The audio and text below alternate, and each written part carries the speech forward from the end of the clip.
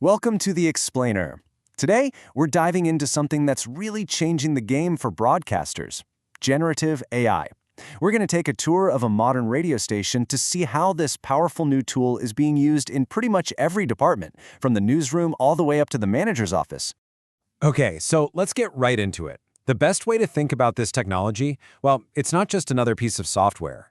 I want you to picture it as a new coworker, a totally tireless assistant who's ready to help everyone from the news director to the on-air talent.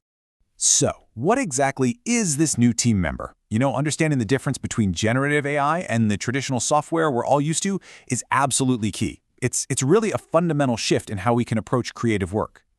Think about it like this. Traditional software just follows a strict set of rules, right? But generative AI is different. It actually creates original content. So it's less like a calculator spitting out a preset answer and a whole lot more like a creative partner that can draft a brand new script from a completely blank page. And this, right here, is the key distinction. We're not talking about a search engine that just finds information that's already out there. No, this is a system that can understand context and generate something entirely new, something customized to exactly what you need. And this quote just gets to the heart of it all.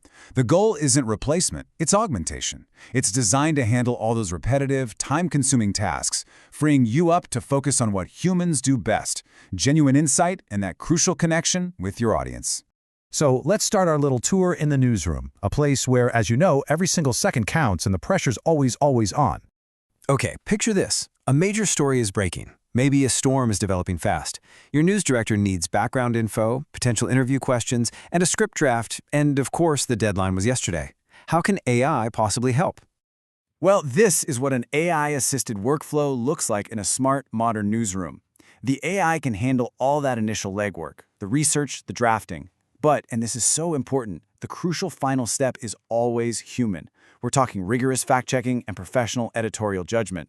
Okay, let's head on down the hall to the studio. How can our on-air talent use this very same tool to make their shows even better and connect more deeply with their listeners?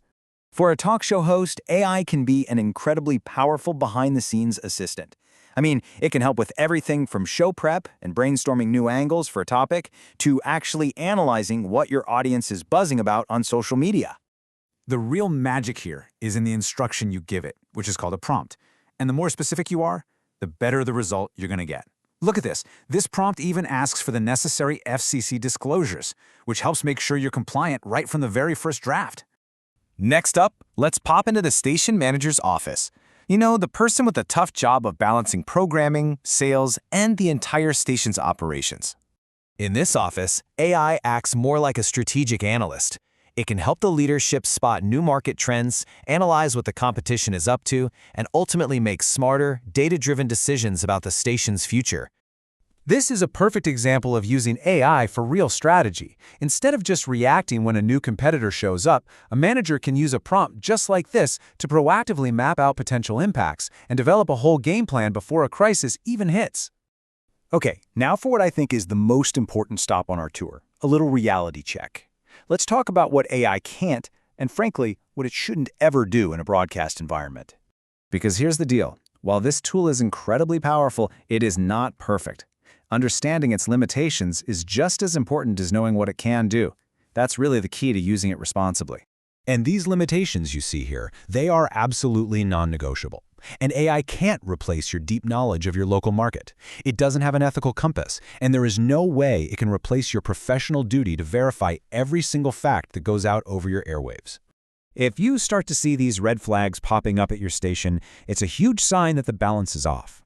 You have to remember, the goal is to augment your talented team, not to create some automated content factory that loses the very soul and character that your listeners love. So what is it? A tool? A threat? A creative partner? Well, the technology itself doesn't have the answer. That really depends on us.